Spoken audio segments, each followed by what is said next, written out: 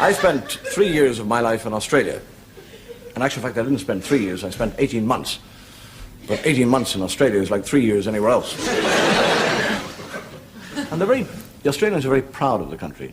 I left London on Friday at 4:30 in the afternoon. I flew all through Friday, all through Saturday, all through Sunday, and I arrived after 36 hours on an aeroplane.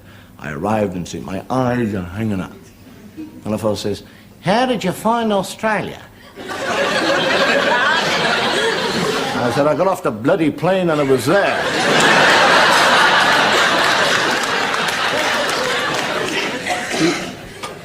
The Australians actually, I know the Irish have a funny way of talking, but the Australians have also a funny, they add IE onto a lot of words. I was there around Christmas and I said to a fellow, I said, "What are you going to do on Christmas?" He said, "Well, I think I'll get up, Chrissy Day, I'll have my brekkie, I'll pick up the cozzy, go for a dippy, watch a game of footy, have a game of drinkies, and then I'll come home and have a yummy, yummy Chrissy Din Din." He was 64 years of age. They loved in Australia, they loved the booze. But the beer is so cold. You have to have gloves to pick up the glass. 3 beers and your lip is like, everything's got to be cold. And you get a tramp, a wino, goes into a chemist shop and said, do you have a bottle of methylated spirits?"